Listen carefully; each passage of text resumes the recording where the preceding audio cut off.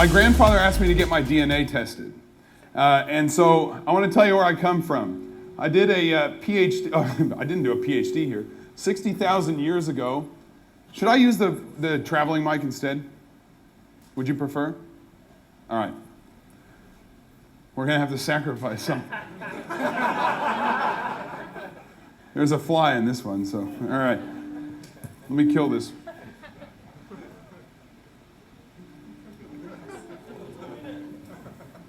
All right, we're good. Here.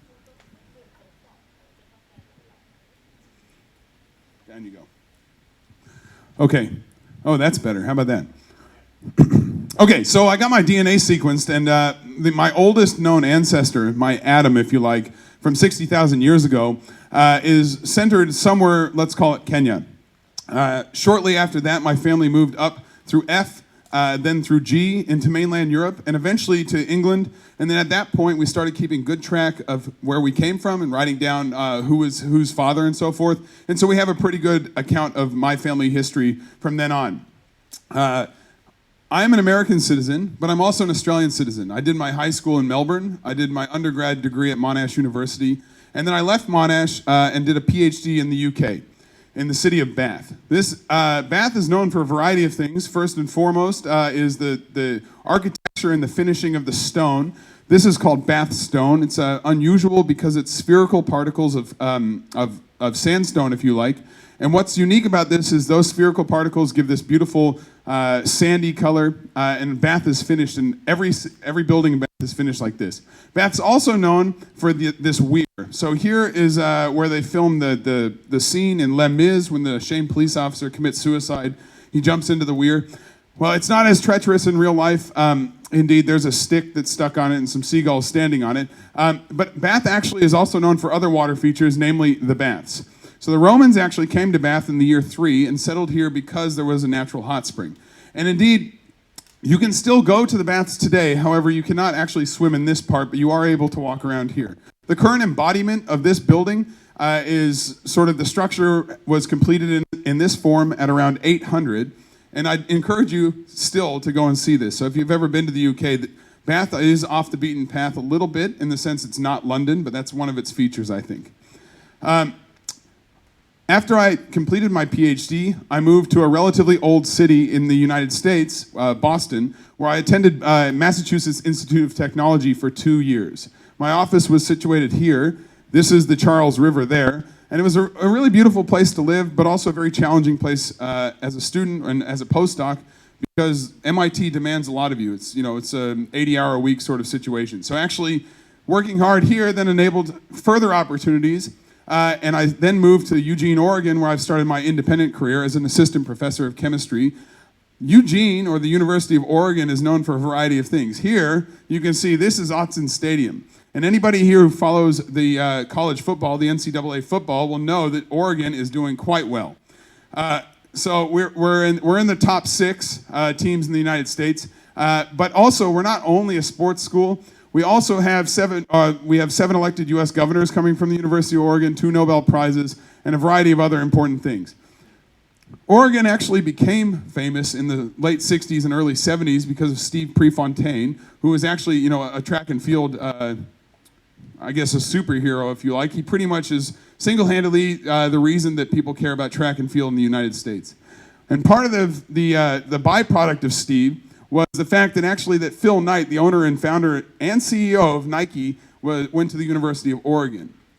This is good because every university needs a sugar daddy, okay? So this guy has donated to the university thus far $3 billion. And you can do a shitload of things with $3 billion. And first, the number one thing that he's done is from the sales of the Oregon branding on Nike equipment, we've been able to generate enough revenue to hire 3 new professors, one of which is me. So I'm almost entirely funded from this hat. But it's a good thing because it allows me then to build a research group and we can go after compelling problems in materials, energy, and energy-related chemistry. And so actually here you can see my 3 permanent graduate students, Jenna, Austin, and Kwa. They're working in a variety of interesting things ranging from artificial intelligence or machine learning to these conductive materials that have holes in them the size of atoms. And I'll show you a little bit about that before we get into the coffee stuff. Then I also have a fleet of undergraduates, and honestly, I demand about the same production from undergraduates as I do graduates. Because the undergraduates, when they work hard with me at Oregon's premier institution, research institution, they can then go off to any institution they want. And so I'm actually really proud to say that some of my undergraduates have published papers and are queuing up to go to Harvard for graduate school. So this is, we're really working hard to get the next generation of scientists who are absolutely more capable than me, educated to go on and do great things. Perhaps they won't work in coffee, but indeed, Austin and Laya actually are working on coffee-related projects at the moment. So hopefully next time you hear about anything that I've done, it's going to be them talking about it and not me, okay? Let me tell you what I got employed for. Metal Organic Frameworks is my entire research career, and the idea is quite simple. These are materials that primarily are made up of empty space. But where there are atoms, there's metal regions and there's organic regions. And because you have control of the metal, the nature of the metal, in this case it was zinc, but it could be anything, and you can control the organic chemistry, these act almost like a mixture of metals and organic compounds. So you really have this sort of molecular level control, but it's a material. And so we can do crazy things with these things. For example, if we take a particular metal organic framework or a moth and impregnate it with nickel, we can then use the nickel site to take ethylene, a very small organic molecule, and couple it with itself to form 1-butene. Now I know this is crazy because a lot of you are like, this is already over your head. It's going to get easier, I assure you, but this is important because this compound goes into the chemical feedstocks that form a lot of plastics. And so being able to contribute to this field and optimize the procedure where you take ethylene to 1-butene is quite important in your day-to-day life. In fact, this microphone is probably made out of the material that this 1-butene is used to produce. So yes, this is interesting, and perhaps we could give a knowledge talk on orthogonal chemistry another time, right? That's not what we're here for. We are here for some vague description of what I'm about to talk about, but I want to point out I'm not the only person working in coffee chemistry or coffee science. And in fact, I curate an illegally hosted coffee literature folder. Please take a photograph if you're interested in this. What this folder is it's scientific literature that I find that you won't have access to because you don't have institutional access. Some of you won't. And these are papers that are related to coffee, but could be like just vaguely related to coffee that I think are interesting. And at the moment, the folder is not that pretty. It looks like this. So honestly, you have no idea. It's kind of like paper roulette, except for this boring paper, which is application of infrared spectral techniques on the quality and compositional attributes of coffee, an overview. This paper is not that interesting, but I am going to work on naming each paper so you actually have an idea of what they contain. But let me give you a couple of examples. This is star anise, and star anise contains extremely high concentrations of shikimic acid. Shikimic acid is used as a pre-cancer drug, so you have to functionalize it or do chemistry to this thing, and then you can make an active anti-cancer drug. So being able to extract shikimic acid from star anise is quite important. So in this particular paper from Organic Letters in 2015, the authors managed to extract almost all of the shikimic acid from the star anise by using a very straightforward technique. They ground up the star anise and put it through an unlabeled, as you can see here, espresso machine. Who knows what pressure, who knows any... The thing is, in my field in science, we just call that an espresso machine. They just push go and hope for the best. And honestly, that's the state of the art in my field. But what's important here is that actually, using even this rudimentary device, you were able to get almost 100%. We call it quantitative because we could not detect any shikimic acid left in the puck. So we got all of the shikimic acid out of the star anise and into this cup, which I think is quite impressive. When we think about coffee extraction, imagine being able to target one compound and get only it and all of it out. That's pretty cool, right? So scientists are working with these sorts of things but have no idea what they're doing. And then a paper in ACS Applied Materials and Interfaces, 2017, a Chinese group went to the office one day, brewed the coffee. They then took the coffee waste, clearly brewed in some sort of, pour-over method, poorly. Scott Rayo's rolling right now. And they took this coffee waste, and then they continued to roast the grounds. And they did it in a pretty unique way in the presence of zinc chloride in an argon atmosphere at 800 degrees Celsius for some amount of time, which is obviously tractable for all of us in this room. And then you continue to roast it, and eventually you're going to form N-doped carbon. Now this material, N-doped carbon, is electrically conductive and can in fact be used as the electrode in a battery. So that's pretty neat, first of all. But actually they went further to even demonstrate that this material performs the same type of catalytic chemistry that platinum does in your catalytic converter in your car. Okay, so that's pretty neat, right? Because a byproduct, a waste product for us, can now no longer be used to grow mushrooms and now is actually useful for something. Okay, so I've also done a lot of work in this industry myself, and I'm not going to have time to talk about everything. And I should also note at this point that I traveled a long way to be here, and you have spent time this evening to come to this. And it was slated for 45 minutes, but I'm going to go for an hour and 20 minutes. So if you need to dip out, I won't be offended, but you're going to miss a whole bunch of cool shit. So I want to point out two things on this slide. You can see on the right-hand side the person who inspires me most in this coffee industry, besides all of you, is my mom, who I convinced in 2016 to compete in the Aussie Cup Tasters. And she went 5 out of 8 in a minute and 13 seconds. If you see her walk into your shop and she orders a skinny, extra hot, latte, she's no joke, right? She just likes that. All right? Some other talks that I've given that I encourage you to investigate are my Rico talk on freezing of green and roasted coffee. That's recently come online. I also once gave a talk at Tamper Tantrum in the UK. Oh, actually, that was in the Czech Republic, I believe, on distributing by tapping or slapping your portafilter. You wouldn't believe you could fill an hour, but you can. It's great. That's a good talk.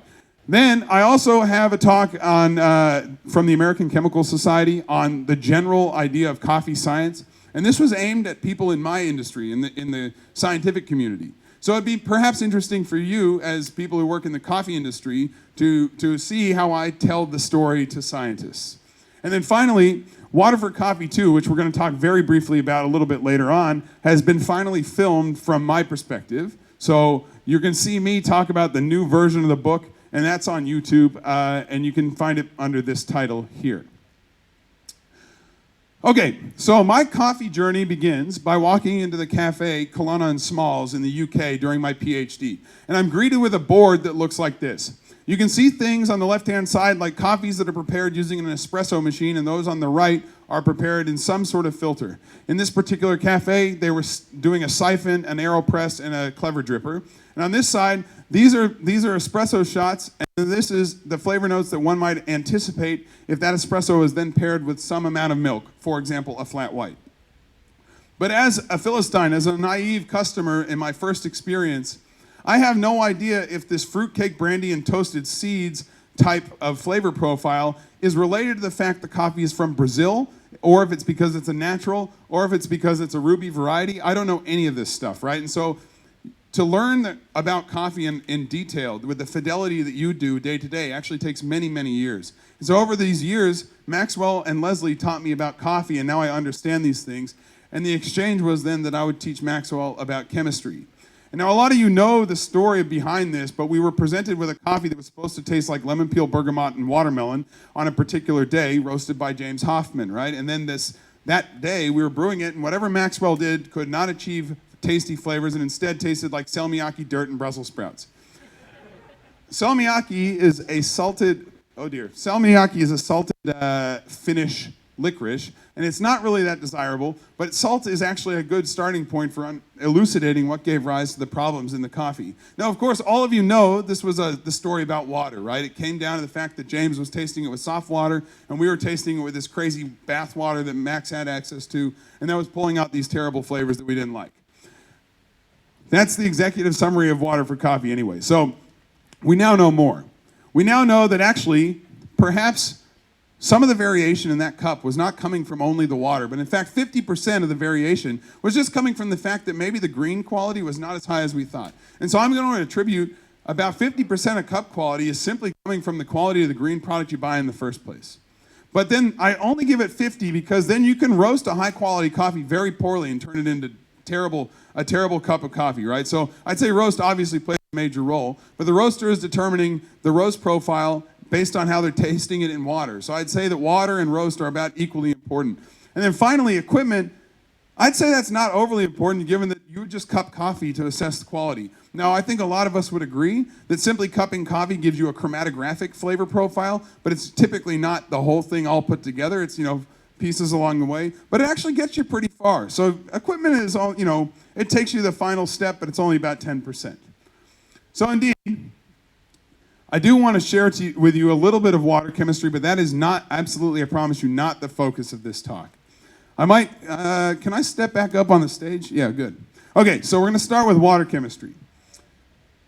Those of you in the audience that have purchased and are waiting for a Peak water jug, I am too, okay?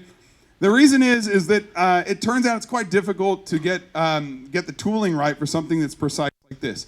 And I was part of the design process, but I've really stepped away from it for the last 2 years.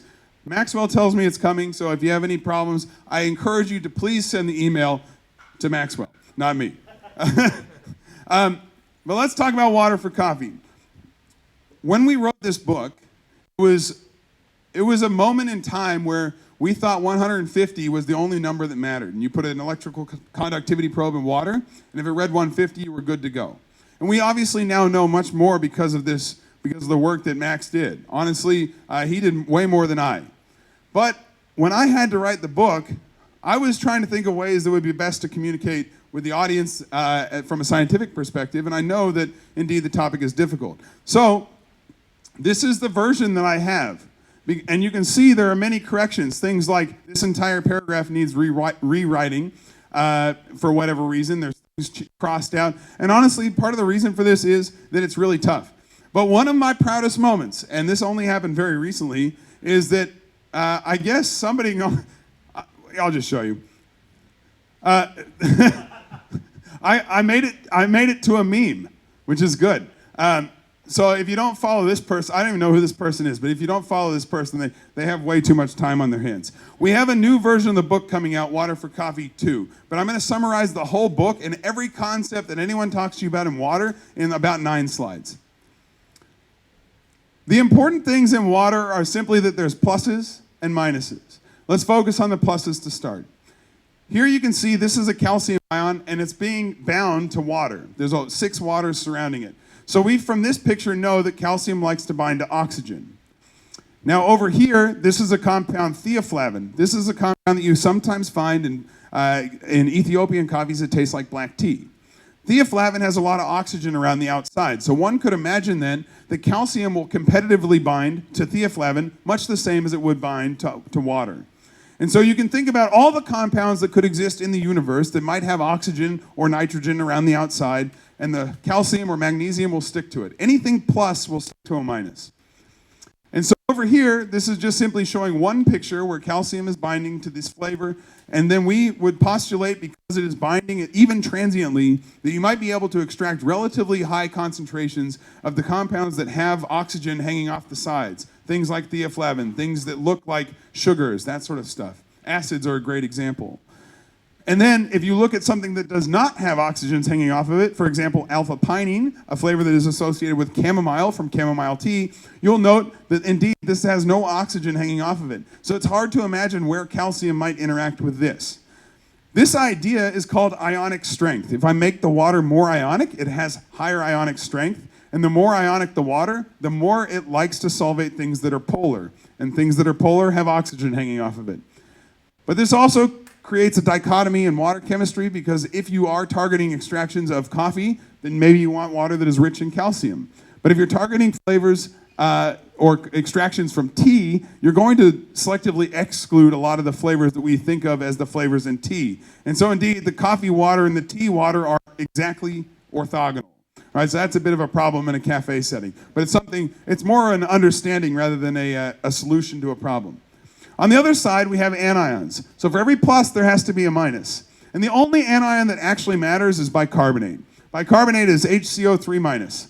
And the reason is because if water contains bicarbonate, bicarbonate then will be able to destroy acids that are introduced into that water. So if you have a lot of bicarb, you won't taste your acids. And if you have no bicarb, all you taste is acids.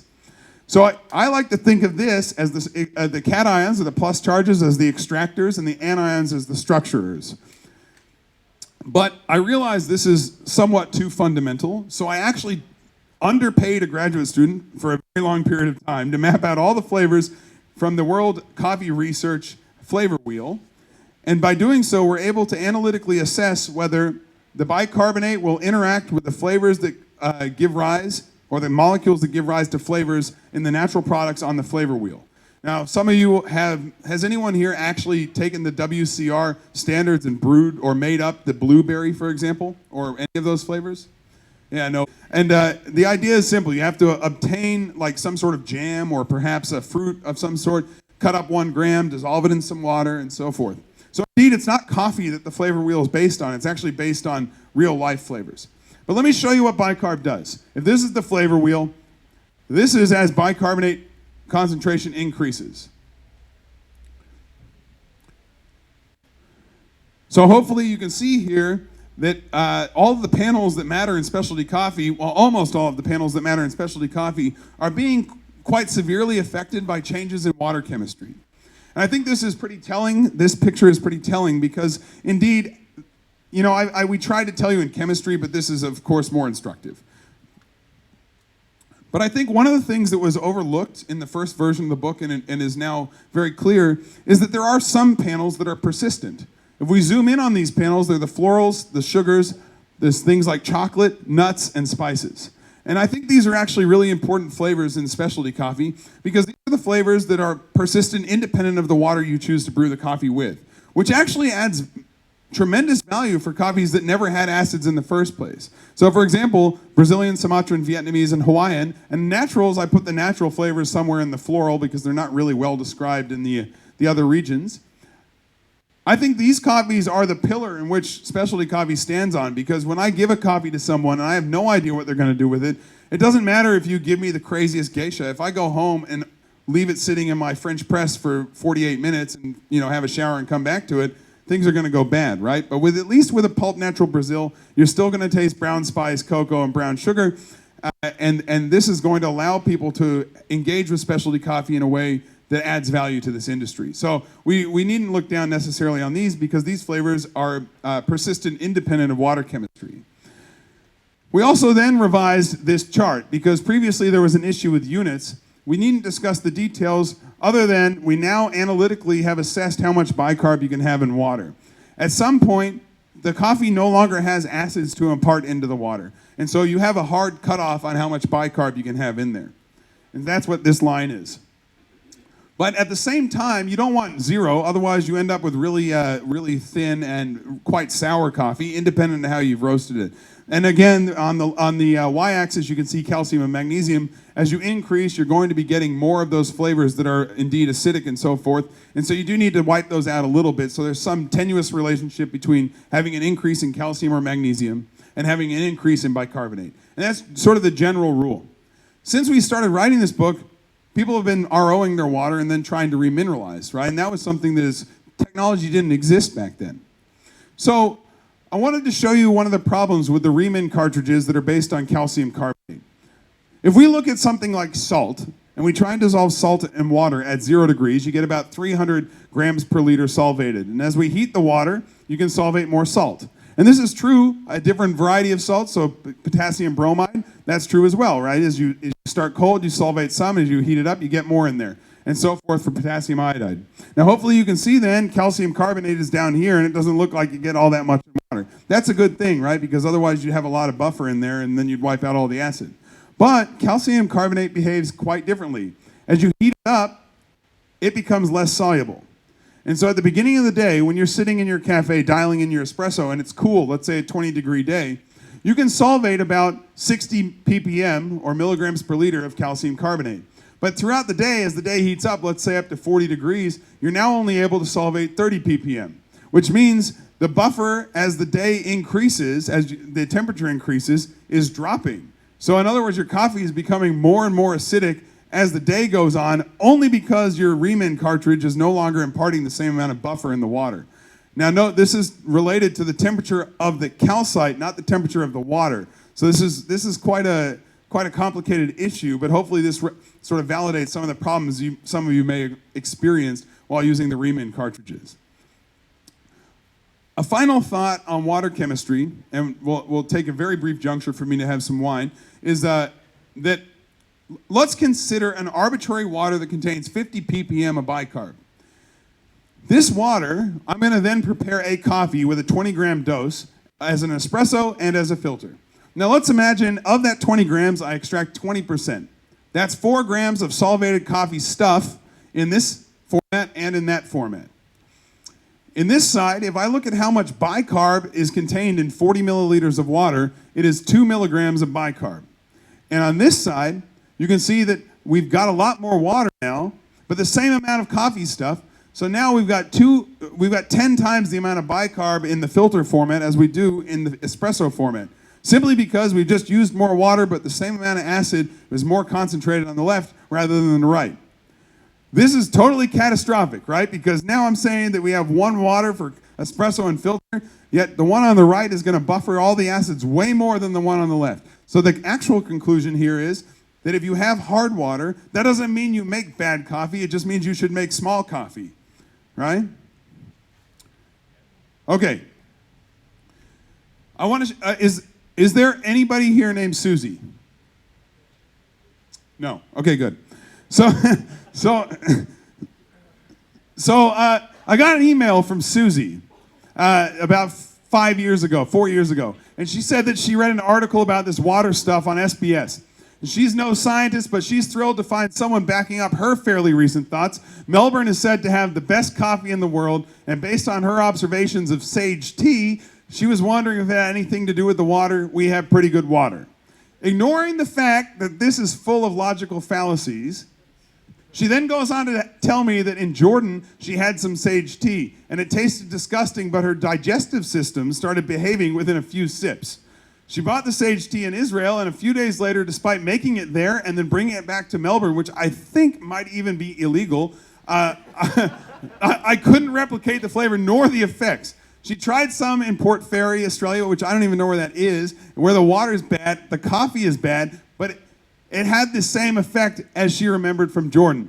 She hopes this anecdote has helped with my studies, and feel free to quote her as I need. This, by the way, is verbatim the email that she sent me. I have 2 things to say about this. Susie has really helped me a lot because I've shown this hundreds and hundreds of times. And secondly, I have no idea. I don't know the chemistry of her digestive system, nor do I'm not that sort of doctor. But if any of you have a poo-poo story to send me, please do.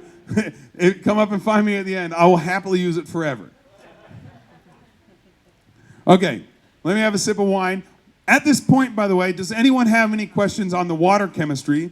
Because we are going to depart. We're doing a hard U-turn from water chem for the remainder of this talk. So if you have a question, please ask me right now.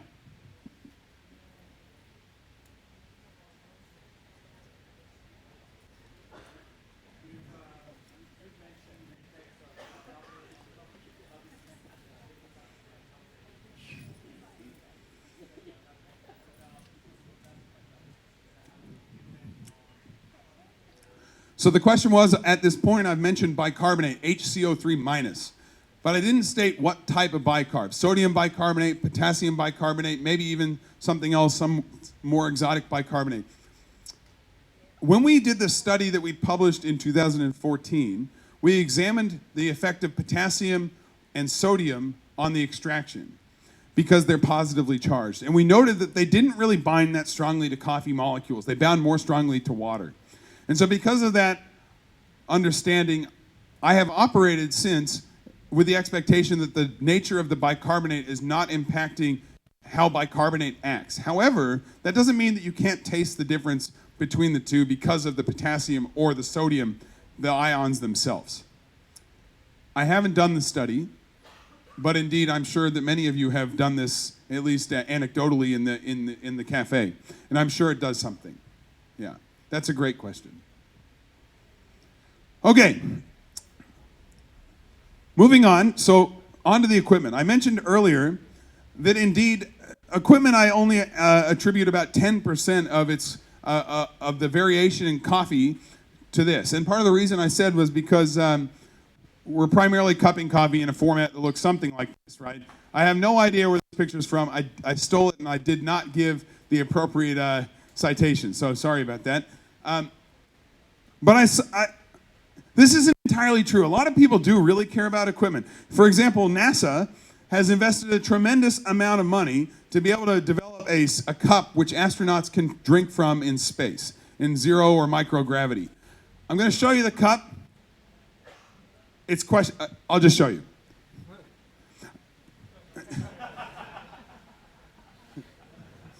There's absolutely no need for it to be red. Let me explain to you how this works. In microgravity, if you have a liquid, it's going to create you want to maximize the internal volume while minimizing the surface area. And the way to do that is to create a sphere. So liquids in zero gravity exist as spheres floating around in the space vessel. So what you need to do is first make some coffee somehow, perhaps out of a sachet, and then you're going to let this sphere of coffee float around the spaceship. But the sphere needs to be smaller than this hole. So the sphere goes into this hole, and then the inside of the cup is actually hydrophilic, which means it likes water. So the water is going to want to wet this cup on the inside. And by doing so, you'll note that there's like a narrow channel that runs up here. And so what happens is you get the liquid on the inside of the cup, it then starts to pool and run up here. And so that actually pools around here. And then what you have to do, in order to enjoy this, right, you have to put your lips here, and then you just suck. I know it sounds like I'm joking, but actually, that's actually how it works. And NASA has created a colorless one, and they've shown an astronaut in zero gravity on the International Space Station drinking coffee out of this thing. And I would encourage you to look up that on YouTube. It's really great. This cup, by the way, cost $1.6 million. Okay. All right, so I don't want to homogenize roasting coffee. That's not my interest. I like the variation between roasters. I like the variation in the brew process. I like all of that stuff. What I want to create reproducibility. So the flavor that one person intends for you to taste is the flavor that you will taste every single time. And so I'm not going to talk about how we get from green to some color in the middle, right? Let's just assume that the coffee is no longer green. You've roasted it somehow. And of course, during that roasting process, you've generated a lot of compounds. So what this slide is showing you is a quarter of the known compounds as of 1968 that were detected just from sampling above the coffee cup, not even what's in the liquid.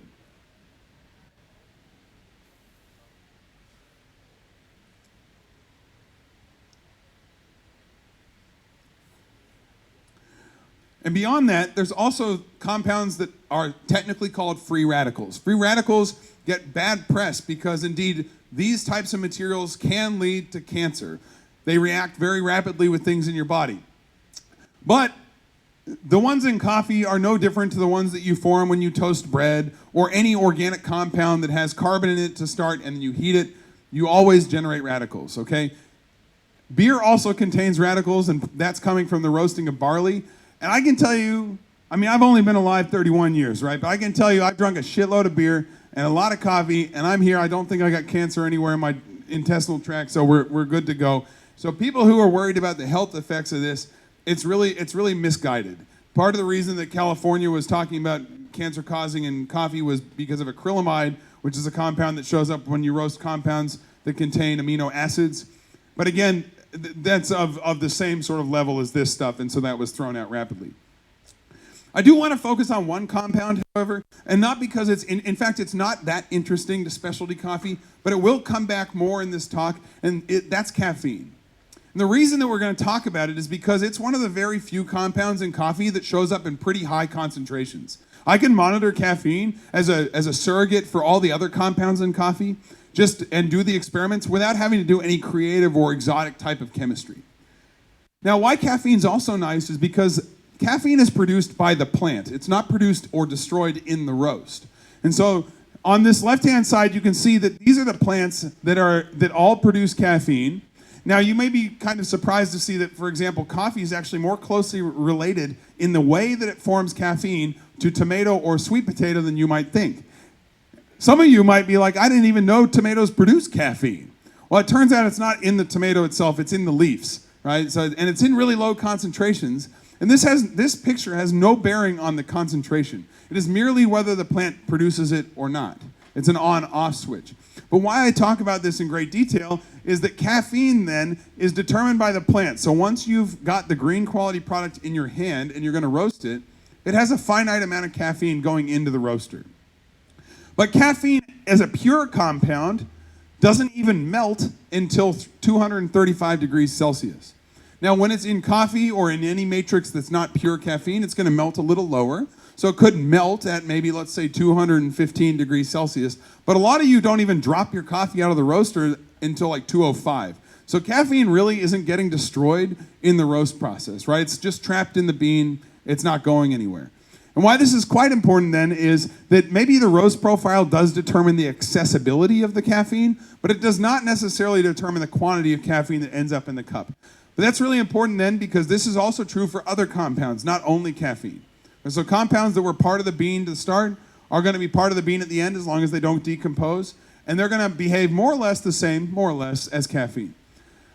Also, as an anecdote for the pesky customer that might come in who might care about the caffeine concentration, I know we always tell them that filter coffee contains more caffeine than espresso-based beverages. This is definitely true. But if you need to point to something more scientific than just knowing this as a fact, you can send them towards the Journal of Analytical Toxicology 2003, issue 27, page 520. This is available for you to point to for the people who would be interested in reading more about this. Okay, so I know we're doing a lot of work. We haven't even started the hard stuff yet, by the way. This is just a warm-up. So we're doing a lot of work because what I really wanted to do, on my dream in coffee, is to be able to have a reproducible coffee beverage, an espresso, for example.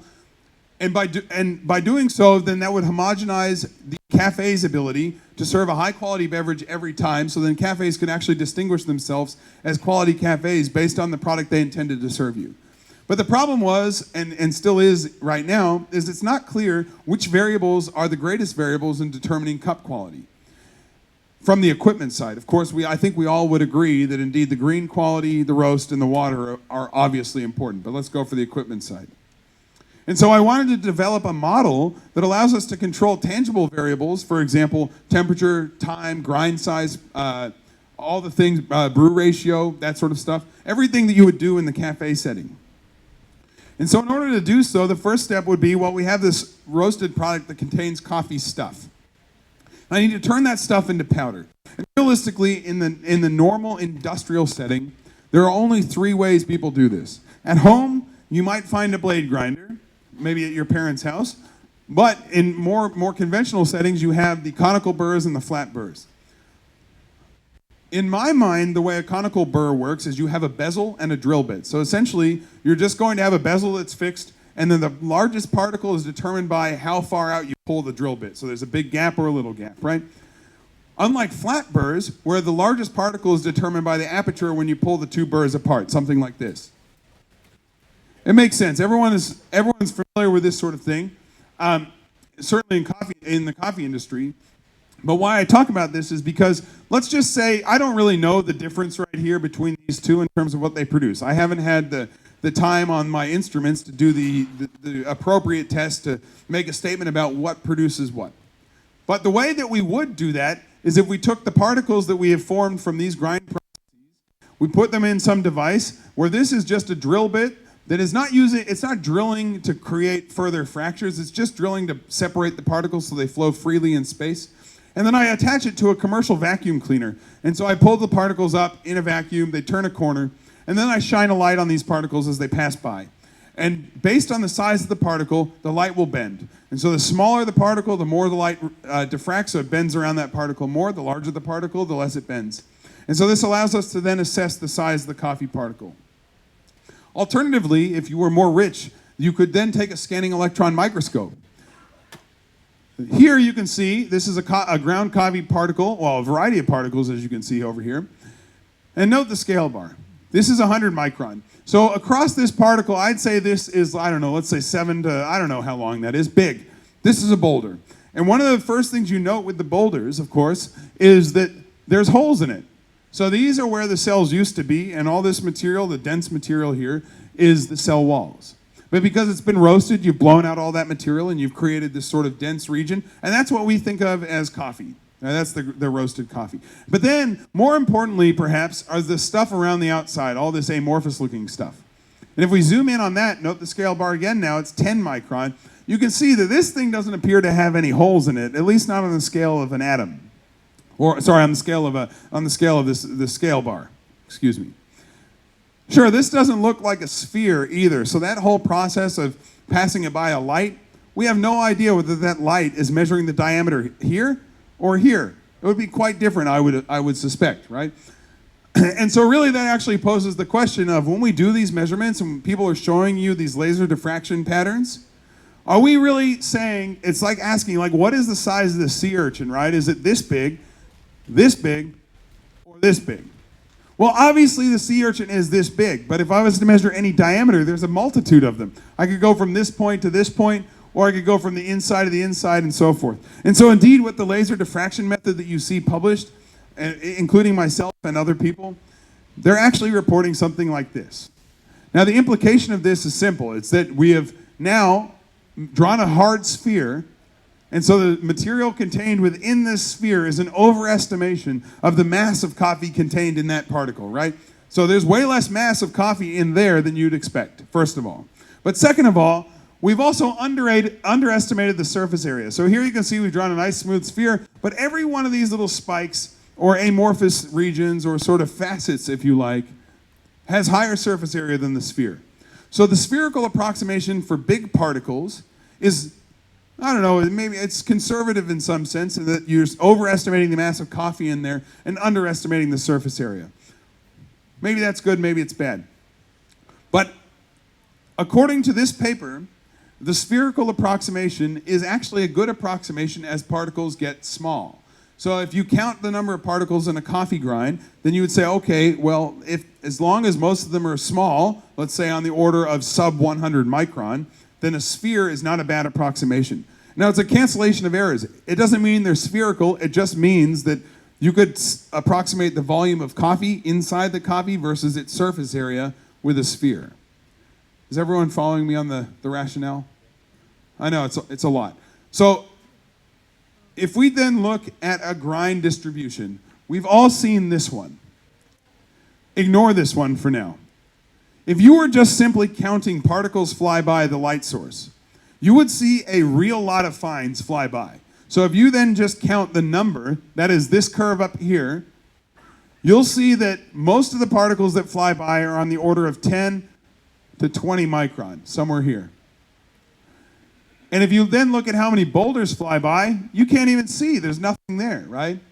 And the number, to give you an idea, for every one of these particles that goes by the detector, there is 100 million of the fines that go by the detector.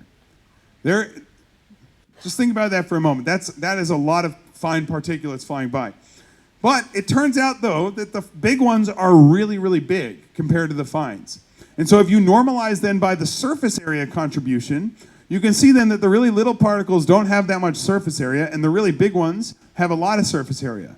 And so indeed, the small ones contribute somewhere between 75 and 85% of the surface area, and the large ones contribute somewhere between 15 and 25% of the surface area. Okay, so at this point, hopefully you're all stopping hating on fines, because the fines are doing all the hard work, at least here, right? But if we then go down and look at the volume percent, the volume percent is simply counting how much space do these things take up. So it shouldn't be surprising then that something that is really big takes up a lot of space, and something that is really little does not take up that much space. That's why you see this picture here. So this is the, a lot of you have the peak grinder. You'll note that the peak grinder's logo is actually its particle size distribution. But the idea is simple. Large particles take up a lot of space. The small particles take up less space. But zooming out from all of this, where do the small particles come from in the first place? Well, it turns out if you have a material that has no order in it, like coffee, it's roasted, it's just randomly distributed chemistry throughout, and you break that thing, every time you form a crack, you're going to get dust at the crack. And that dust is the same size every time. It's just related to how how much surface area you reveal from cracking it in half.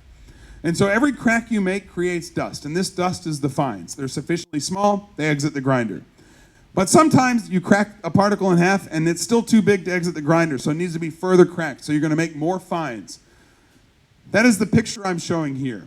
So these gray pieces are the boulders that can exit the grinder. The blue is the fines that exit the grinder, and the white need to be further fractured so that they can then exit this grinder as boulders and as fines. But one conclusion from this then is that indeed the boulders are determined, the maximum size is determined by the burr aperture. So as I make the burrs closer together, the boulders are going to have to get smaller.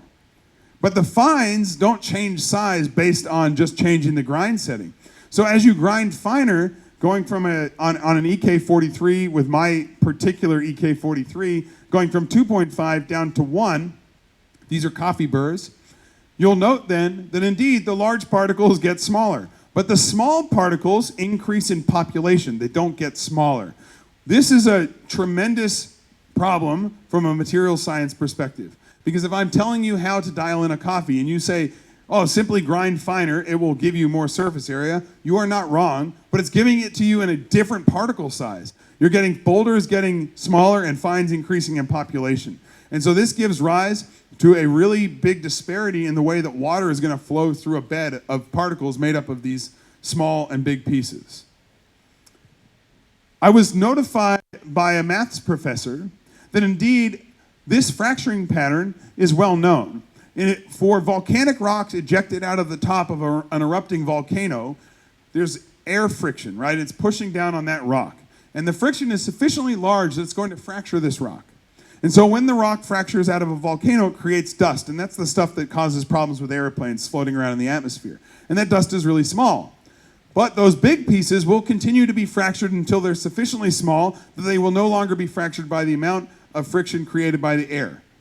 This sounds remarkably similar, doesn't it, to coffee, because indeed once they're sufficiently small, they no longer fracture. And so actually, as it turns out, explosive volcanic rock shares exactly the same particle size distribution as that of ground coffee.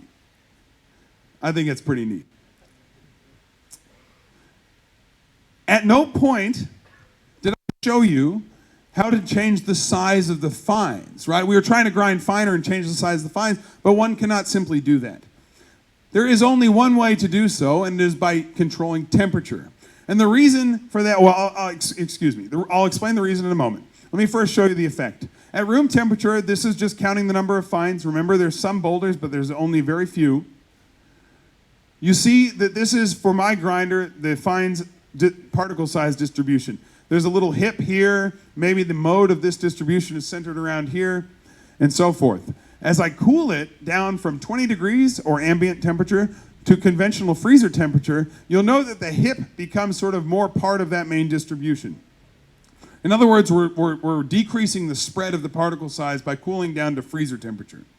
Note that I don't call this freezing of coffee because freezing infers a phase change from a liquid to a solid, and given coffee is already solid, it's just simply cooling it down, right? But nonetheless, the concept is straightforward. As we move the temperature down, you can see that the mode of particle size distribution shifts to the left. It gets smaller.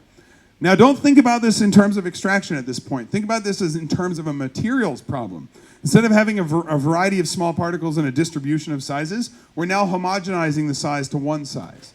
That's a good thing, because if you're thinking about doing something with a material, you want it to be all the same. You want to be able to describe the material with one piece should describe the multitude of pieces. So as we keep continuing to cool down to dry ice, you'll note that this is now really starting to look nice, right? This is looking like a really good skewed Gaussian distribution. That is simply a Gaussian distribution, one that looks like this, and like someone's pushed on it. Or in this case, someone's pushed on it that way, right?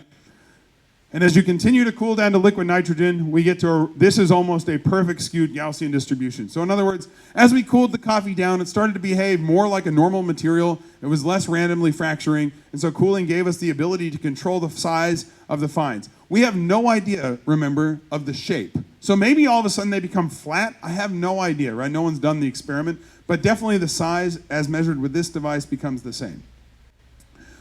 And honestly, at this point, I had no idea when we published the paper in 2016 that this would lead to a paradigm in the barista competition with people freezing coffee or cooling coffee rather. I had no idea that companies that have seemingly infinite money like Proud Mary would do this. This is, I don't know if this is the most genius or dumb thing I've ever seen in my life. This is a mini bar freezer mounted off the wall, and their hoppers of their 3 EK43s are stored in the freezer, and then the volumetric dosers are being pulled out of the freezer, so the coffee is sitting in the freezer and you're grinding it seemingly frozen. If you had, I don't know what to make of this. Today, actually, I went to a cafe that freezes coffee. So today, honestly, this was really, you have to put yourself in my shoes, right? I write this paper and I have no idea it would have real world impact. And I go into a cafe like On a Coffee here, and I'm greeted with a menu that is comprehensive, is an understatement, right? You can have a lot of coffee. And so you can see here, there's some frozen rubber bands. There's some frozen vials that contain coffees. Over here, there's some more, Panama, etc. And this is very impressive. And then it continues. We go out the back, and you can see more coffees frozen. And then there's this secret chest of coffees frozen. And somewhere in here, there's all those crazy naturals that have like those bodacious flavors that we all love. I know the answer. Underneath here, there's prawns.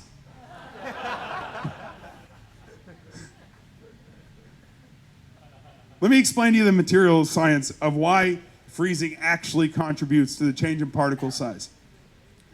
Imagine this room is really hot, and all of these pews are moving left and right. And then we cool it down, so we quench it. And now the pews are exactly where we want them, like this. If I'm a crack and I want to propagate through this material, I can now easily make it from here to the camera, no problem, right? And so by doing so, the crack is going to propagate extremely quickly from point A to the edge at point B. And so as you cool something down, the pathway from one side to the other becomes very clear for a crack. It's going to take the path of least resistance. As I heat again, all of these pews are going to start to move. And now if I just took any static picture, maybe you could find the path of least resistance, right? I could just move this pew over and I'd say, okay, I'll just go over there. But they're moving constantly. So as these things are moving constantly, that crack is trying to find its way, but it's meandering. And so it's taking these sort of more arbitrary paths through the material. And this idea here, we call this thermal, it's just an entropic argument, or it's just based on movement based on temperature, and you're getting disorder. And so if this is your crack coming in, it has to move through the material in some sort of strange way. And by doing so, that gives, remember that the dust is formed at the interface of this crack. And so the more facets you're forming, you're going to form crazy shapes. Like imagine if this little piece broke off. That's going to be dust, and that's going to be really different to just having all of these things breaking off. And so that's what gives rise to a change in the dust, the fines that are formed as you change the temperature. So that's why cooling is a positive thing, because cooling actually takes us like this. We get more obvious crack propagation, and that leads to more of the particles being the same size formed at the interface. Okay, so perhaps counterintuitively then, something like a crack actually moves much faster through a material when it's cold. So indeed, that's why if you hit a rock on a cold day when you're driving, your windshield will crack really rapidly, and on a really hot day, you just get a little tiny chip in it. Right? These sorts of things are things you interact with on a day-to-day basis. But a byproduct of cooling, actually, is that for about every 10 degrees you cool something down, most processes occur at about half the rate. Now, if you think about it, this is a general rule of thumb, and scientists in this room will actually say, okay, for every example you can give of that being true, there is an example where that is not true. And that's absolutely the case. But maybe it's not always half. But it is almost always slower, unlike the crack, right? So let's think of a process like, for example, volatiles leaving a material. If that is occurring at some loss of a gram per minute, let's say 1 gram per minute, this thing is like blowing volatiles off, and I cool it down by 10 degrees, it's now going to lose those volatiles at half a gram per minute. And if I cool it down by another 10 degrees, it's going to lose it at 4 times slower. It's a half of a half. Right? It's really going a lot slower. So if I cool something down from 20 degrees Celsius down to minus 20 degrees Celsius, things start going at about 16 times slower. That's why aging, or you can put something like a green coffee in a freezer that has a shelf life of 1 year, and now I'm going to slow it down to 16 years. And so in principle, you can capture the quality of a coffee and just freeze it like a photograph in time, and then you can bring that out of the freezer, and sure, there's probably an ideal protocol to do so. But the point is, from a chemical perspective, you pretty much stop the whole process of aging. And so that's what the added benefit of this cooling thing was. But remember, I'm trying to develop a model. So the first thing I've shown you at this point is how coffee fractures. And we've isolated the fact that temperature does control the size of the fines, and we've also shown that grind setting keeps the fines the same size, and the big pieces are then a function of grind setting. So bearing that in mind, we then have a few more things we have to assess. Given that most of the particles flying by that detector are fines, we never, or at least from the scanning electron microscope, we're not able to detect whether they actually had holes in them. And do you remember back when I showed you at the very beginning the stuff that I actually work on, these MOFs? These things are carbon atoms, hydrogen, oxygen, and zinc in there. These are on the atomic level. And so you can see in here, there's nothing. This means I could put something small in this hole. These holes, however, are so small that if I push something into this hole, it might be a little bit difficult to get it back out again. There might be some sort of limitation. That's the equivalent of me trying to exit this space by walking down this pathway. There's nothing going to impede me, really, ignoring all of you in this thing. But if I needed to exit this space going through here, I would be limited because indeed the hole is quite small. So assessing whether we are diffusion limited, diffusion being my ability to move from where I am to somewhere else based on temperature, I would say then that the thing that really matters is if we are diffusion limited, in other words, if I have to sort of wait for material to move from point A to point B, this could be a bit of a problem in coffee extraction. So you do not want to be diffusion limited. So in order to assess this, we need to make sure there are no holes that are the size of molecules. If there's holes the size of this chamber, who cares? We'll just, we'll go straight out. And the way one would do that is you just simply pump in nitrogen gas into this material, or as I did for ground coffee, I just pump nitrogen gas over ground coffee. And nitrogen is going to find its way into all of the little nooks and crannies in there, so it's going to give us an assessment of whether there's actually microscopic molecular size cavities inside ground coffee. For a material like this MOF, it absorbs a ton of nitrogen. Here you can see this is in centimeters cubed, so milliliters of nitrogen per gram of this material. And this thing, these materials are amazing. This thing absorbs almost 1,000 milliliters per gram of material, and something that is dense like this piece of wood or this ground would absorb something like 10. And so when I put ground coffee in there, ground coffee absorbs something around the order of 10. So I would say that on the molecular level, nitrogen is not finding little tiny holes or cavities to go inside in ground coffee. In other words, coffee is not really as porous as people say it is. It's certainly not diffusion limited porous. So all the talk about having mass transport problems are completely negated by this experiment. But this is really, really important when you're trying to parameterize a model because you need to have some assessment of your ability to transfer coffee mass from the solid to the liquid. So you don't want to be diffusion limited. So here's what my model looks like. We have tangible entities like R. Little r here is the radius of the boulder. And we can have a Gaussian distribution of these. And we have an R radius for these small particulates, the fines. But what's neat about that is the fines are always the same size for a given grind temperature, so we have that known analytically. We then also have tangible variables like, for example, large R. Capital R is the radius of the basket. But note, this basket is drawn as a cylindrical basket, but indeed I could parameterize this as a conical basket, something that would be the Wild West for espresso, right? Who knows what would happen? R, in this case, we use is a number like, for example, 58, right? Something that would actually have physical meaning. And then Z, well, hold on, let's talk P first. P is initial pressure or static pressure coming into the bed.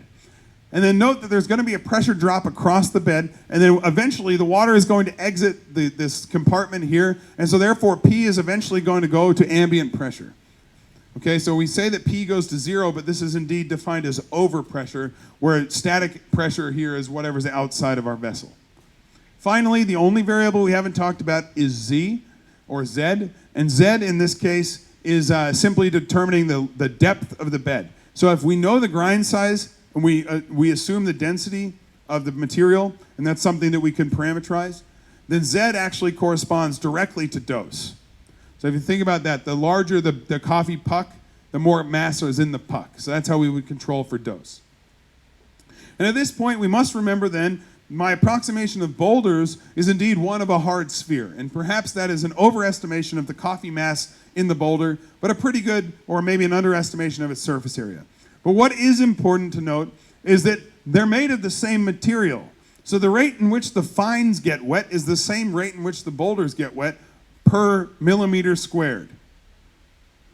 This is quite important. I think some of us have, for a very long time, thought that the fines were imparting negative flavors into the cup of coffee. But indeed, they're imparting the same flavors as the boulders, right? It's the same material. The reason that the fines had been the villain in all of this is simply because you were trying to get more mass into your cup to hit some sort of concentration. In order to do so, you've been waiting around for these boulders to actually get wet. And in the process, that brew time has allowed particles that are really small to start imparting flavors that you didn't like in pretty high concentrations because there's a bunch of fines. So the problem has never really been that you're over-extracting one size and not the other. It's the fact that you're extracting both of them at exactly the same rate, and the boulders are simply just not getting wet on the inside. Okay. But we need to know... what is the rate? Okay, this is the water going in, but what we actually care about is the rate of mass going out, right? That's the important thing, the extraction part. And so one can actually back out that exact number for a variety of different compounds. For example, if you look I'm tracking again caffeine because it's in high concentrations, but if you track caffeine at 90 degrees as a function of time, you can see that, oh, by the way, this unit is really great. This is milligrams of caffeine extracted per gram of coffee used. So this is pretty neat because it's independent of brew ratio now, right? So if you start initially at time 0, I just immediately drop some coffee grinds into some water, and this is a full immersion method because that's what we have to do for this experiment. You can see that we're going to extract about 9 milligrams of caffeine per gram of coffee we used. And then as time moves forward, we're going to extract more and more and more from that coffee, and it will plateau at some point, either when the water itself is saturated with caffeine or we've depleted the particle of all of its caffeine that it can give. Those are the two extremes. In this case, we never saturated the water. We just started depleting the coffee of what it could give at that temperature. And so the first thing we'll note then is that at 90 degrees, if we push this to infinity, perhaps you can imagine it may be reaching 15 milligrams per gram of coffee.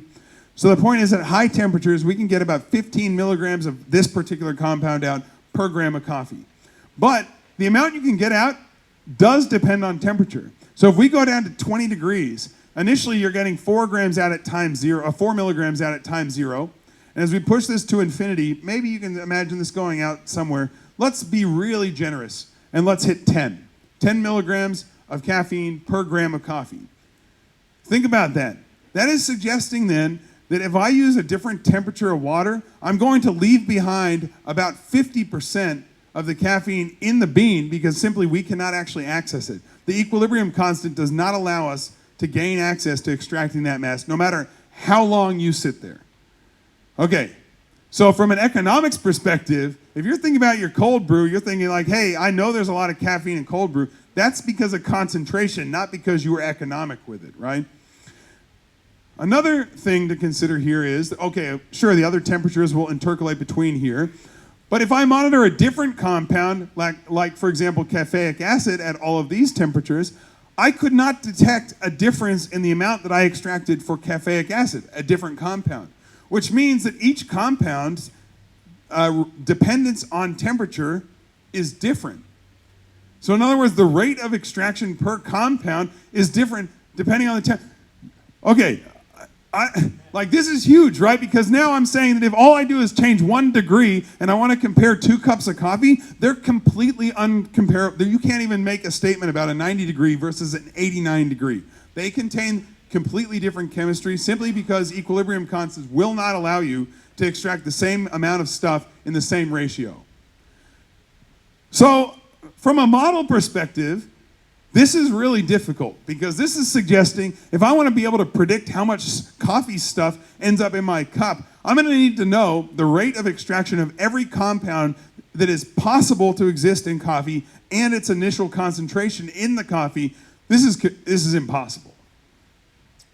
Okay, well, it turns out that you guys actually do something it's widely used, is to take a refractive index measurement and make a statement about how much mass of coffee has ended up in the cup.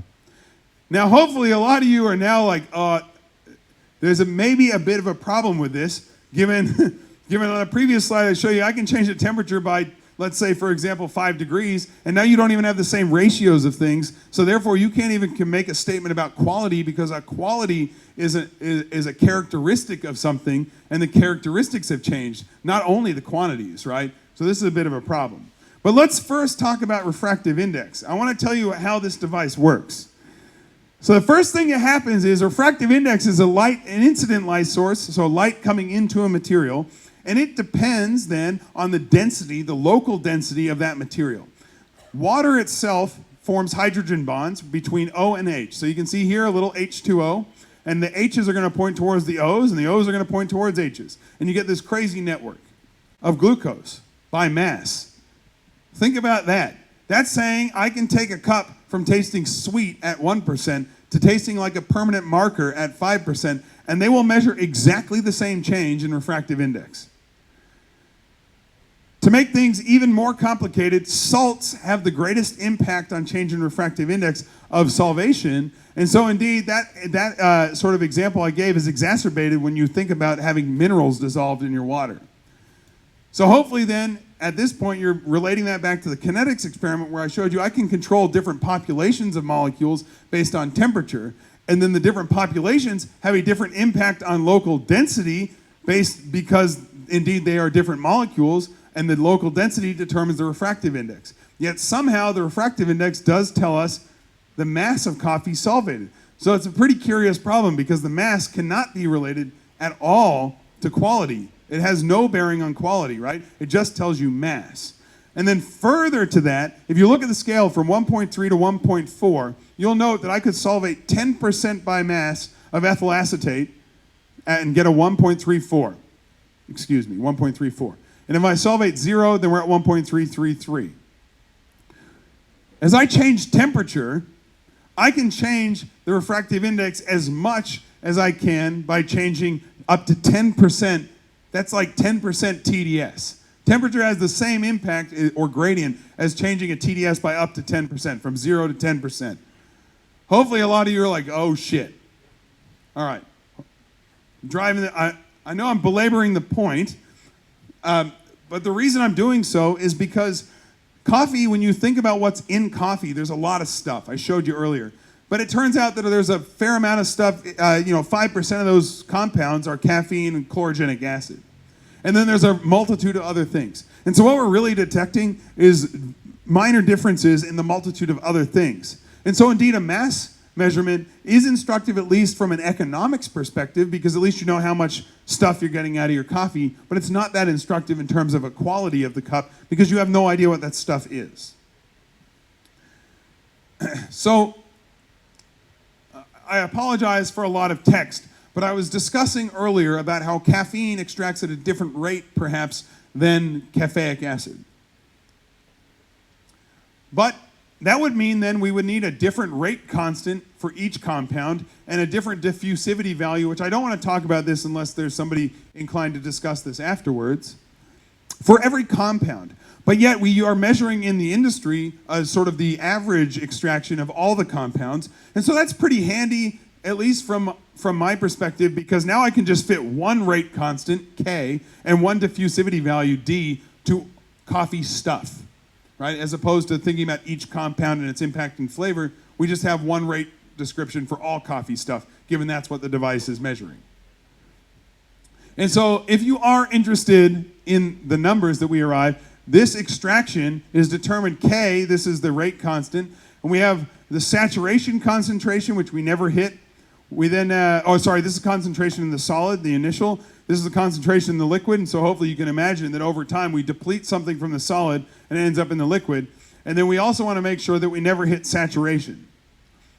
This is a very simple rate description of extracting coffee mass, not talking about a particular compound, even though obviously we all care about the particular compounds, yet we all also obviously all use the same device.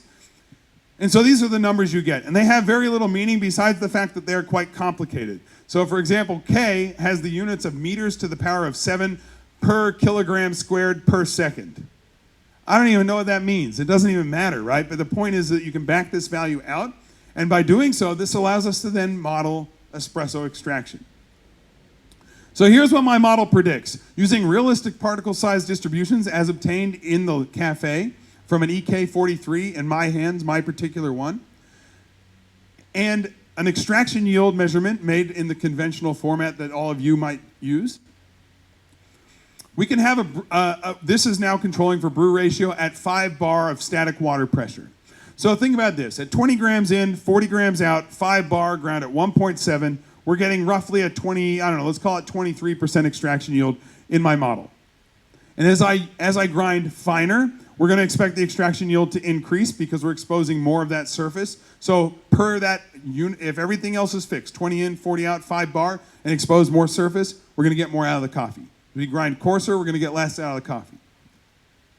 The next thing you'll note is that if I down dose, we're going to increase the extraction yield. Now maybe 28 is unphysical. That's not overly important at the moment. But what is important here is that if we down dose to something like 18, 16 grams, but keep the same mass of water running through so the beverage volume at the end is the same, extraction yield should be proportionally increased because you have the same amount of water extracting more stuff from the coffee. And I think that, does anyone have an issue with this left panel? I think this is sort of in line with the expectation, right? Okay, so then on the right-hand side, we take a fixed brew ratio of 20 in, 40 out, and now I change water pressure. But given that my grind setting is sort of, we can anticipate the particle size distribution based on my experiments, then all we're doing by changing water pressure here, and we have a drop where the liquid leaves the chamber immediately, is changing flow rate, the effective brew time, if you like.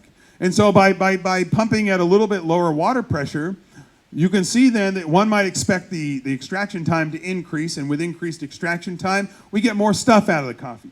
And as we pump harder, imagine water can flow nice and fast through the bed, and just blast it through. You don't have as much time to extract stuff. And so from the kinetic law, I showed you that caffeine concentration, for example, depends on time. And so indeed, this is going to determine the extraction yield. So slower gives you more, fast gives you less. Okay, so the model's pretty cool. So then we go to the experiment, right? And I start by, this is performed in a cafe with a tremendous number of shots of espresso. And I start at some arbitrary grind setting of 2.3. And we know the shot time is sub 25. And this is 6 bar of pressure. Oh, I apologize. I should note, this 5 bar here is 5 bar of overpressure. So that is the equivalent of 6 bar on your espresso machine. Okay. So we then go to the cafe setting. We see here that for an arbitrary grind setting, we get this extraction yield for an arbitrary coffee. It was a blend of a variety of coffees so that we could sort of say it was an average, let's say. And then as I grind finer, we get a higher extraction yield. There is error bars on this, but they're sufficiently small enough that they're within the error of the measurement I'm making. So you can't really see them at this point. Shot time is increasing, and there's a bit of variation in shot time, but the extraction yield is not changing that much. This is already concerning. The next thing that happens is we get over here, and you see a minor bit of variation, and you're getting an increase. Shot time, okay, maybe I can tolerate plus or minus a couple of seconds. And we keep going, we get higher extraction yield as we grind finer. A little bit of variation up here. And then we grind finer again. We get this, and grind finer again, and this, and then this. Okay. I think this is problematic because I've just showed you as I grind finer, the expectation is we have higher surface area, we should extract more stuff. Yet when we grind finer, the measurement that we've made here with a refractive index is suggesting that we're extracting less stuff on average out of this coffee bed. And worse than all of this is the barista then tells me that this is the tasty point. And on this side, you can see the shot times are more variable than on this side. The variation in extraction yield is all over the shop. This is only to one standard deviation. So this is, 66% if you want to think of it that way, of the shots that we pulled. So the one that he said was tasty or she said was tasty, indeed, could very well have been a shot that was outside. It was down here. We have no idea, right? We didn't measure this one because I drank the whole thing. So we don't know. And this is the problem that you deal with day to day, is you're trying to create reproducible espresso, and maybe this is the tasty point, and you have no idea whether you're reproducing it because if you tasted every shot of espresso you'd serve, no customers would have espresso, and I don't know, you get the idea. So if all you care about is extraction yield, which I know that a lot of people advocate for this as a way of quality controlling, then hopefully some of you would say, this is obvious, why don't I just do this? And indeed, one could just do this. You could just simply grind, instead of going at 1.3, grind at 2.1 or whatever, 2, it doesn't matter, and you're going to get the same extraction yield. That's the same mass of coffee solvated in the cup. But of course, shot time is totally different. So these two cups are going to taste completely different because the kinetics for all the compounds are totally different. Right? So this is already problematic, and it's already leaning towards you need maybe perhaps less importance is placed on your efficiency of extraction and more on just actually tasting your coffee. Okay, but let's go even deeper. If my model is predicting this blue line, I'd say it's doing pretty good for the region where we're getting the expectation of extraction. It could be improved upon, of course, but at least as far as I'm concerned, it looks okay. But then all of a sudden, when extraction turns south, I would say that is essentially the same as saying not all of the water is touching all of the coffee equally. Now, you guys would call that channeling, but I would call that inhomogeneous flow, or not the same flow. And so think about the most extreme example of inhomogeneous flow. I have a puck of coffee, and I pump some water through it, and there's going to be a region in that puck that never got wet at all. Right? It's just sitting in the corner and it's completely dry. Now, none of us have ever seen this before. It's a thought experiment. It's not related to real life. But the point is that if there's a bit of that coffee in the corner that's not even wet, then your initial dose that you thought was being extracted from is not 20 grams in, 40 out. It's more like 19 grams in, 40 out. And so indeed, when you are doing that calculation, you're severely underestimating the extraction yield that you've actually observed, or what you're tasting is much higher than what the measurement on average is telling you. The model is telling us something. The model is telling us if we did actually have access to all of that surface area in a perfectly homogeneous system, we would be able to get really high extraction yields, yet we're not observing it on average in the cafe. What do we do about this? Well, mathematically, one can simply describe the situation I just showed you with the dry piece and all the rest being wet as actually just a really simple function where some of the puck has been extracted to 25%, and some of the puck at 24%, and some at 23, 22, etc., all the way to the most extreme example where the puck is extracted at 0% in some region. Now, of course, the 0% probably is not much of the puck. So if we were to map out a coefficient for each of these percentages of the puck, maybe there is no part of that puck was extracted to 0%. But perhaps some of it was extracted at 18, and some of it was extracted, for example, at 24, and on average, that gives you a 22%. So hopefully you can then see that based on just simply saying that you like the flavor over here, this could actually be a combination of a component of that coffee being over-extracted, whilst another component of that coffee being under-extracted, and just about everybody in this room then is going to have had the experience, which is essentially Melbourne coffee, of tasting over and under in the same cup. Right? One guy's like, yeah, are you from Sydney, right? And it never happens here. All right, so let me show you what you got to do with this. All right, there's like water for coffee, there is not one solution. We're going to talk you through the thought experiment and perhaps some methods that you could use to remedy the variation in your shots, and perhaps ways you can think about being more economic with what you can extract. But then hopefully at the end of this, we might also have a compelling discussion about how roasters might be able to use this concept as in a feedback loop to actually maximize their efficiency in their roasting to enable people to achieve high quality, high extractions. So the first thing one might say is if this is the tasty point, one could simply get a homogeneous extraction, an increased extraction, By simply finding the region where the puck is behaving or the water is flowing through the puck in a more homogeneous way. So find the grind setting where you've maximized your average extraction yield simply by grinding a bit coarser until everything behaves more as the expectation. You needn't do this with a measurement. You could do this by taste.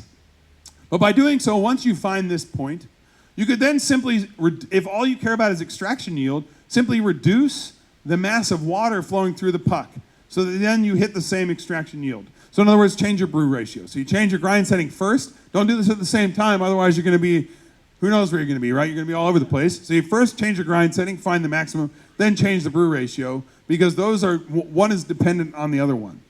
So by doing so, this hits a 22%, and or whatever percent, the same as this. And the reason that you want to be on this side is because we showed you variation on that side, less variation on this side. You want to be on the homogeneous side. But of course, these are going to taste different, right? Because this shot ran a lot faster, and also it's going to be a bit smaller. And so indeed, by making it smaller, you now have a bit of a problem, because now your beverage volume's decreasing. And if you're running a shop and someone orders a double espresso, you can't serve them a 30-gram double espresso, right? You need to serve them some minimum beverage volume. It needs to be something like 40 grams that you can split and actually do something with. So at this point, you have to make a business decision. You say, my minimum double espresso size is going to be 40 grams. We got to work with this. Okay, so that's the top. You optimize as much as you want to a point. Then on the bottom side, we know from the model that as we down dose, we get higher extraction yields. So if all you cared about was hitting the same 22%, then all you'd have to do is go to the 20 grams in, 40 out, and note you get some extraction yield at 22%. And if we down dose to 15 grams in, to hit 22% in 15 grams in, it may be counterintuitive to you, but based on the fact that these are inhomogeneously flowing through the bed, you need to grind much, much, much coarser to hit 22% out.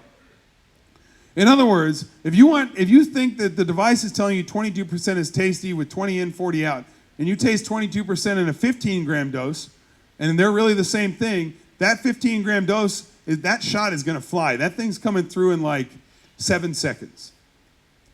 Now, indeed, the model has actually told us something, that actually, because we could fit a kinetic law, a rate law, to coffee extraction, all the business actually happens on the time scale of seconds, not of tens of seconds. So indeed, these super fast shots are actually getting you all that coffee mass out. So if you did want to target a really high extraction, one could down dose to 15 grams, find that optimal point, and now what you're going to be tasting up here is something like 26% extraction yield, and that thing is going to be flying because you have less restriction, you're getting super high extractions, and that'll be out in like 10 to 14 seconds. Some of you have experienced this, some of you have not. Those 10 to 14 second shots can be actually awesome. And the reason is there's not enough time for compounds that are not that soluble to make their way into the water. So you're going to get a lot of that front end, and it's going to come flying. But you can hit 26%. And so hopefully some of the roasters here are looking at this and going, well, if I'm never going to get all those poorly soluble compounds in there, I could just develop my coffee a little more and make the shots fly. Now everything's really soluble, find the optimal grind setting, and now we're at 26% of stuff I liked. Away we go. Takes a lot of refinement. And I know I'm preaching something that is like ideal, but I think a lot of you have experienced this firsthand, that one can taste a tasty espresso in sub 20 seconds for sure. But let me show you the craziest thing. Second craziest thing. If we go up the top, you'll note that this is reducing beverage volume, and down the bottom I'm preaching reducing coffee mass volume, so again you have to make a business decision. But if I took this to infinity, I would say that as we decrease beverage volume, we're getting higher reproducibility. And as we decrease coffee mass, we're getting higher reproducibility. To infinity, the most reproducible espresso then is one that is made of 0 grams of coffee with 0 grams of water. And indeed, this is absolutely true. The most reproducible espresso is a filter. So the point here is that you do need to draw a line. And the line is on the top based on the size of the beverage. And the line on the bottom is a combination of the mass of coffee you want, and that directly determines the concentration of the coffee in the cup. Right? So these are not independent. You're going to say, I don't necessarily want to serve a 5% TDS cup to someone that's 40 grams in volume. Number one, it may not stand up to milk. Maybe, I don't know. Number two, it's not the expectation of espresso. I don't know. So you're going to have to make these decisions yourself. But let me show you what you could do. And I don't believe it's a violation of the rules in the World Barista Championship. So I know I've been speaking to a couple of people today about potential advances in their routine. I would encourage you to, for example, think about this. Is that, let's say you dial in an EK shot for your espresso and it's grinding at, let's say, 1.3. And it tastes awesome. But you know that 1.3 is inhomogeneously extracted. So there's a component of it at 25%. There's a component of it at 18%. Why not deliberately target both of those features? Based on the model, we know, this is the tasty point. Based on the model, we know we should expect this. And perhaps some of the puck is being extracted up here and some of it down here. And we're getting a big spread, giving us an average extraction yield here. Why not simply take the same dose, 20 in, 40 out, and grind coarse and hit that 22%, really reproducibly, get that front end of that coffee, all the bright acids, all the lovely flavors that we like, none of the back at all. And by doing so, that shot's gonna fly. Grind at 1.9 or even coarser in your particular grinder, figure out what it is for you, and hit that same extraction yield that you were looking for. And then pull another shot based on the fact that we know 15 in, 40 out gives us this increased extraction yield, and we know that perhaps we were expecting to have some of that more extracted flavor that we were not able to get by going with that initial espresso down here. So then one might take 15 in, 40 out and hit this guy right here on the still reproducible side. By doing so, we get access to a tremendously high extraction that has a lot of those flavors in there that we initially liked in that inhomogeneous extraction. And then, if you happen to put them into a syringe, for example, and equally mix them, and then distribute 100% of the espresso into 4 cups, you could mix the two and obtain a very reproducible version of this shot from 2 shots of espresso. Or at least it would be something, right? It would be something that would be way more reproducible than having a variable of 2 shots that are completely orthogonal in terms of 23% and 21% extraction yield, and you're hoping the judges feel the same way. Now, I know a lot of you are like, well, this has zero implication whatsoever in a cafe setting, right? There's no way when somebody asks for a coffee, you're going to pull 2 shots of espresso. Number one, you had to dial this one in. Number two, you had to dial that one in. And then you had to mix them and make sure it approximated the flavor of this one. That's quite complicated, totally hard to do. I get it. So maybe it's only competition. But what's not competition is the idea that maybe we could target higher extraction yields, down dosing, getting the same TDS, but just pulling really fast shots. And so when I moved to Oregon, I installed this procedure at a very small coffee roasters in Eugene. Now these guys only sold 28,000 espresso drinks in their year. And to give you an idea, a 500 drink per day gives you about 182,000 drinks per year. Okay, so if I down dose from 20 grams down to 15 grams, the mass of coffee as a monetary value of that coffee is a reduction by about 13 US cents per shot of espresso.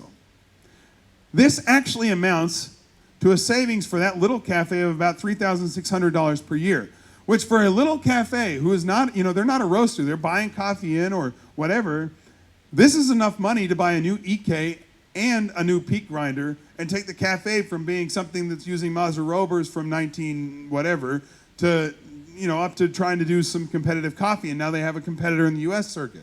So for me, I think this minor fluctuation, a minor variable that pushes extraction yields up, actually has a tremendous economic implication. But if we then look at a cafe that really pumps coffee through, like, for example, 500 espresso drinks a day, that's 24,000 US dollars per year. That's a lot of money, right? That's a non-zero amount now, and you're being more efficient. But this is all predicated on the fact that the coffee has to still taste good when you down dose and you're pulling fast shots, right? So you still need to obviously taste the coffee and make business decisions along the way. For people who roast coffee, maybe you might be a little agitated with this because now all of a sudden I'm advocating for being a little bit more sustainable. And so I put you in a bit of a pickle, and perhaps we can have a discussion. I have a remedy for that. Perhaps we can discuss that in the question time. But I want to leave you with only 4 slides. That if at the end of this talk you think about what the hell did Chris tell me today, water for coffee, going back to the very beginning, the only take-home message from that is that really all I actually care about is the bicarb concentration. Because I can roast different, I can brew different, I can up dose or down dose and do all these things I just showed you, but I will never really be able to get over the fact that bicarb is going to wipe out the things I like in coffee. And so water for coffee 2, pretty much summarized in one sentence is, you need to understand how much bicarb you have in the water, and that will tell you how much acid you can taste in your coffee. But then we moved on from there, and I showed you that, in fact, the grinder really does determine the particle size distribution. And so some of you have been interested in freezing or cooling down coffee, and hopefully now you'll understand why there is a trend in doing so. It is that it allows you to control the size of the fines. And hopefully, based on the model I showed you, you'll now understand that the fines are actually quite important because they're the ones that are imparting that flavor really fast into the cup. And so having a good control of their size really does determine in the long run the quality and reproducibility of the cup. But not every grinder is the same. Even from the same manufacturer, they're not the same. And so you're going to have to go through and learn or understand how your grinder is performing with your espresso machine and all these other things. So there's not one answer in this, but simply to understand that each grinder is different. The next thing is that from our kinetic model, which, by the way, was not only from my experiments, but also from work done by Michael, a professor in England in the early 1990s, Michael Spiro, demonstrated that kinetically we can back out the rate in which coffee extracts into water. I didn't do all of that work. I showed you the caffeine stuff. I did this stuff. But other people have done this before me. And the number one conclusion from that work was that coffee really extracts, the really soluble stuff extracts really quick. And so indeed, if you pull a fast shot of espresso the first day and you're dialing in, and it happens to fly out in 11 seconds, you should taste that coffee. That may actually be the best thing you've ever had. Right? You have no idea, and it could just be that you happen to be right at the point where you needed to be. You haven't mapped it out, and you might just have gotten lucky. But indeed, fast shots are not the enemy. In fact, they allow you to deliberately exclude compounds that require time to be solvated. Finally, there's a lot of science went into this talk, right? But the number one thing, and the biggest shortcoming in all of the coffee industry, is people stopped tasting their coffee because they thought that devices could tell them something about the coffee. But in fact, that's not true, because even in my fancy technique where I was monitoring changes in caffeic acid over time with temperature, my device had lower resolution than my tongue, right, by a lot, which means that there was no chemistry that I could do, no matter how much money I had, that could ever give you a better analysis of your coffee than your mouth.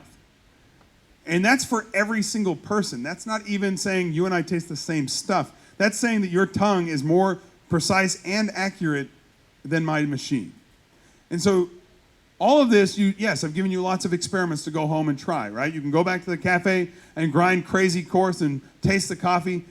And indeed, if it tastes crap, send me an email. I will use it in a talk, I promise you. But the most important thing here is that I want you to have reproducibly tasty coffee as determined by you. And so hopefully I've given you a couple of tools to do so, but it wasn't just me who did the work. So actually all of this work, all of the physical extraction of coffee was done by Michael Cameron. Some of you know him as Strive for Tone, who works at St. Ali in Melbourne now. But at the time, he was just simply a barista working at Frisky Goat Espresso in Brisbane. And he paid for the coffee himself from Supreme. And him and his wife pulled all of these shots, 2,000 shots of espresso, so we can map out our pyramid. You needn't do that. You should use his work as an educational point for you to understand, perhaps sometimes when you grind coarser, why your extraction yield might go up, right? I also want to say that Kyle used the freezing thing in his USB-C routine, and that really drew some attention to this idea that if we cooled coffee down, we could sort of make espresso taste pretty nice. But he's not the only one, and I just simply don't have enough space in the slide to mention everybody. Finally, the academics that have done all of the hard work on the mathematical parameterization are Jamie, William, and Justin. I should note Justin was an undergraduate at the time that we wrote this model.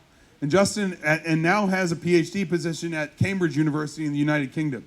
So indeed, actually a lot of the fundamental science is providing opportunities for people that I work with day to day.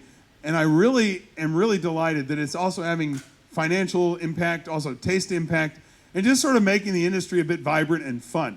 So with that, I also need to thank perhaps the most important contribution today, which is Toby's. And there's a few people in particular. So I've had somebody making sure that I'm in certain places at certain times so that we can start the talk, for example, at exactly 6:29, even though I was told it was at 6:30. So Beck has helped me tremendously from Toby's estate to be on time. Then I've had Loris, who introduced me at the beginning, and hopefully you can see that him and I, we've shared the same tour van together, right? So it's been a long haul through this thing, but it's been really fun having Loris around. And then honestly, it also takes a vision from the people who are running Toby. So Jody, for example, sees value in these knowledge talks, and hopefully all the other ones, as well as mine, have been informative to help you just at least think about problems in this industry, and also think about things that you might be able to do in your cafes to perhaps optimize the experience for the customers and for yourself and for your staff. Okay, with that, I want to thank you all for coming out. I know it went on a bit, but I really appreciate it because one of my main missions as an academic is to engage the general public, perhaps those that are not formally trained in the natural sciences, and educate you a little bit, just a taste of what we do day to day in natural sciences. So thank you very, very much for this opportunity, and I will happily take any questions. Variations in rate of extraction based on temperature. Can you give an idea of the degree of temperature change that could change the rate of extraction? Sorry, that was That's a great question. So I showed 3 temperatures for caffeine. One being, one being 90, 50, and 20. We could interpolate between those 3 points to make a statement about the magnitude of temperature that would cause a notable change in concentrations of things. But you might have noticed then on that slide that the difference between 50 and 90 was quite small compared to the difference between 50 and 20. So indeed, there's a nonlinearity there, and this is quite problematic for making a prediction like what you asked for. And it's further complicated by the fact that certain compounds like caffeic acid, the other one I showed, don't respond nearly as dramatically as, for example, caffeine. So I don't have a good answer for you, other than that somebody could do this experiment, but it hasn't been done. That's a great question, yeah. So you mentioned the importance of the temperature of water to extract from the coffee. How important is the temperature of the coffee itself? This is a good question too. So initially, when we started the grinding paper with cooling coffee, the reason I used the EK43 in the first place was I took the coffee out of a temperature zone, a climate, let's say the freezer or dry ice or liquid nitrogen, and put it into the grinder and attempted to grind it as fast as possible so the coffee didn't warm up, right? But the reason I started that in the first place was not because I was trying to assess the cooling of coffee. In fact, that was something we learned, the story about the crack propagation, that was something we learned from that experiment. But indeed, what I was actually going after was an argument that started between me and Colin Harmon about a product that he was an ambassador for that was suggesting that we could warm burrs or deliberately temperature control burrs in coffee to then control fine sizes or populations. And so indeed, I was unable to heat the burrs in an EK, right? But I was able to control temperature by controlling the bean temperature. But the argument that I put forward in the initial paper was that temperature would transfer from the burrs to the coffee and vice versa because they're both solids. And so we were unable to control the temperature of the environment, right? But indeed, we were controlling the temperature of the coffee in the sense that that was a surrogate for controlling the burr temperature and vice versa. So to directly answer your question, the temperature of the coffee when we ground it, the particle size distribution depended on that. But in all of the experiments we ever did, we always let the coffee warm up to room temperature. And so there was a little bit of variation there because as you warmed, really cold coffee was exposed to air for longer than warm coffee. And so there was more time for volatiles that would boil at low temperatures to leave. And so there was this compounding factor that we never accounted for. And it's still not accounted for. So there's, of course, more to be done. And I think from my perspective on that one, if you're interested in freezing coffee, then one might simply, the experiment that you could do would be to control the protocol of not thinking about the temperature you're grinding at, but thinking about the rate in which it warms back up. But To address your question, I think it's complicated, yeah. Also, the mic can go down a small amount in volume. Do you want to do it, Mike? You want me to be a runner?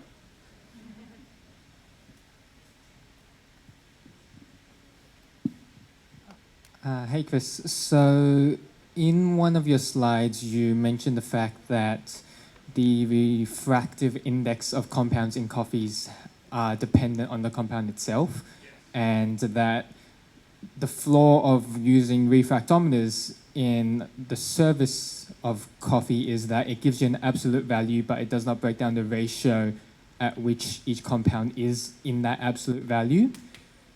My question is there a way that we can do that in a viable cafe environment? Because what you've done here looks like it would take a lot more than time, commitment, energy, and effort, and money, both in terms of the actual equipment itself and the wages of the staff to actually do. And I think that might be why we've all leaned towards this device that is relatively inexpensive. That's a fantastic point, right? So this experiment is not one you can do this experiment yourself, right? You have a device, and by the way, that device for the price is actually an extremely powerful device in terms of measuring refractive index, because it's a really good thermocouple, so it measures the temperature multiple times in a very short period of time. So this graph on the right doesn't even matter, okay? That there is an advantage of making sure your coffee is the same temperature, so any fluctuation on the right one doesn't result in fluctuation in your extraction yield. But that device does get mass right. But your question really is, it gets mass right, but you know that it doesn't tell you quality. So how could one obtain quality? And so you'd probably need a couple mass to something that had a molecular specific signal. Something that would tell you something about a particular compound. And examples of measurements that do that are, for example, a vibrational measurement, so an infrared spectroscopy measurement. And those devices are pretty cheap, like cheaper than the handheld device. You could do an UV vis measurement, where the material, the coffee, would absorb light, and depending on the molecule, it would absorb different wavelengths of light. But the problem with coffee is it's brown, and it absorbs kind of all light. And so there's no real sharp spikes associated with, for example, chlorogenic acid or whatever. So it'd be hard to back out a quality from that. I've been thinking, I've thought about this for a very long time. And we've been trying really hard to come up with a product of any form, not to make money, but just to simply give you that extra data point that would have any molecular handle. We don't care what it is, it could just be anything. And I'm thinking the solution might be a titration of some sort, much the same as we do in the water chemistry, where you're deliberately titrating to target one compound, and it will help you understand that compound. But at that point, it does bring up the, you question whether then knowing a total extracted mass is more informative, less informative, or complementary to that measurement of that particular compound. And indeed, we don't know. So you've kind of highlighted the sort of the obvious and also the most outstanding question, and there's no real answer.